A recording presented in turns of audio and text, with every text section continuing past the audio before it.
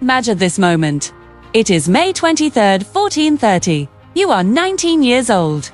You have led armies to victories no one believed were possible. You shattered the siege of Orleans. You placed a crown on the head of a king. And now, hands grab you, yank you from your horse, and drag you into the dirt. Burgundian soldiers surround you, already calculating the price the English will pay. Her name was Jeanne d'Arc. History remembers her as Joan of Arc. Every textbook tells you she was burned alive.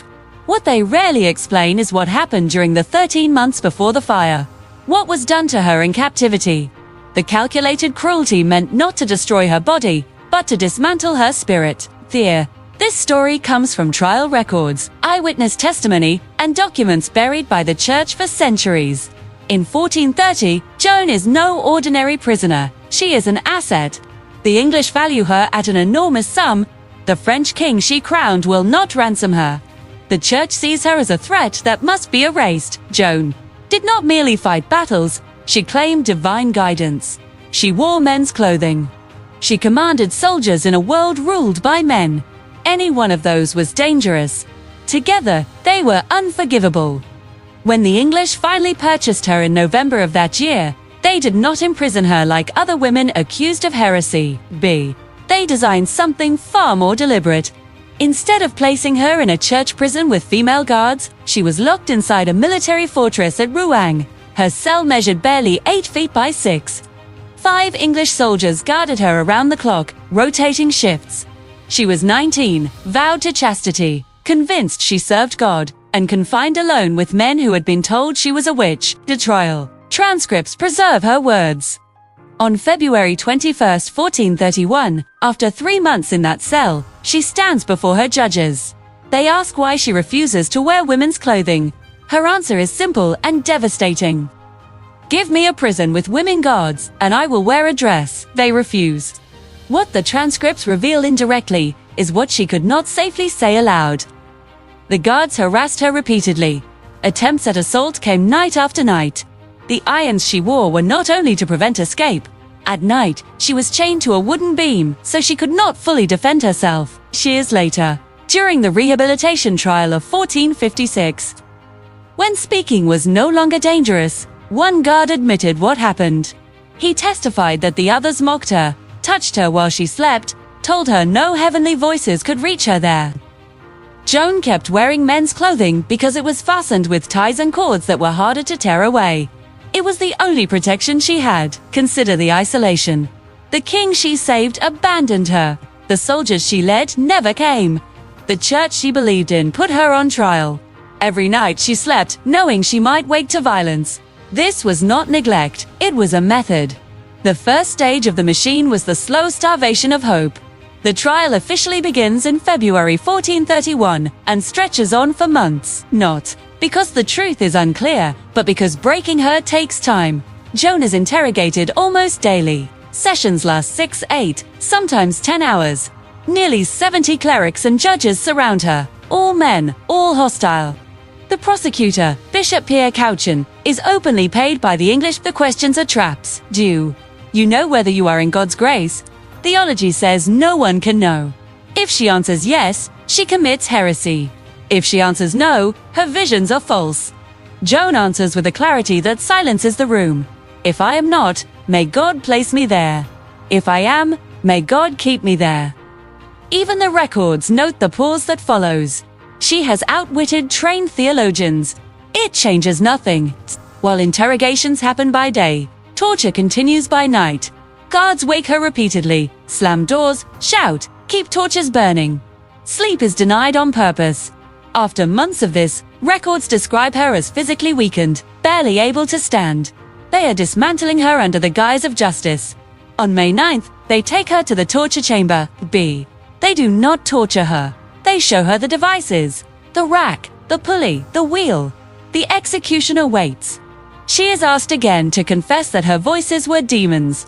According to the notary present, she replies that even if her limbs were torn apart, she would say nothing different.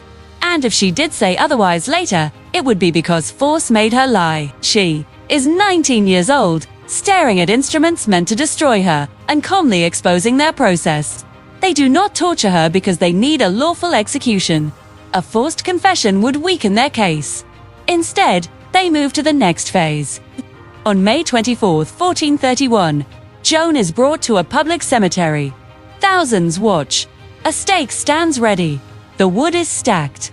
She is told she will burn that day unless she recants. She has endured assault, hunger, exhaustion, and endless questioning. Faced with immediate death, she breaks.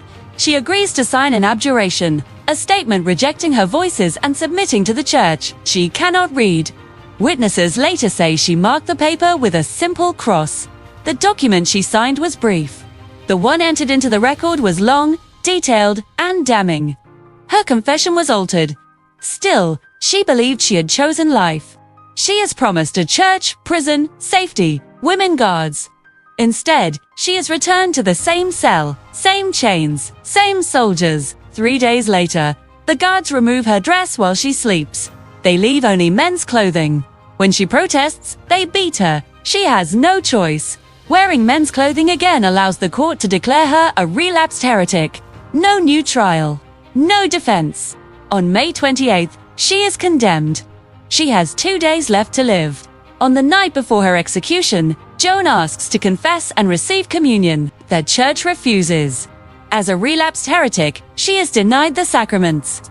To Joan, this means dying separated from God. Witnesses later say she wept uncontrollably, not from fear of the flames, but from terror of eternal damnation. One guard secretly gives her communion, an act of mercy that risked his career. On the morning of May 30th, they lead her out. She asks for a cross. The executioner ties 2 pieces of wood together for her. 8,000 people gather in the marketplace. The stake is built unusually high so everyone can see. The executioner later explains why. The height prevented him from strangling her first. She would burn alive.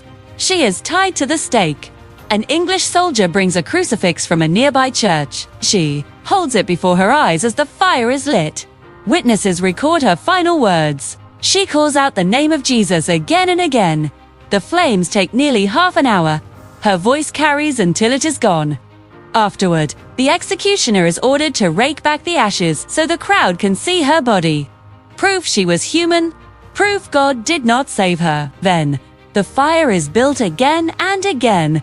Her remains are burned until nothing recognizable exists. The ashes are thrown into the river. No grave, no relics, no place to remember her. She was 19 years old.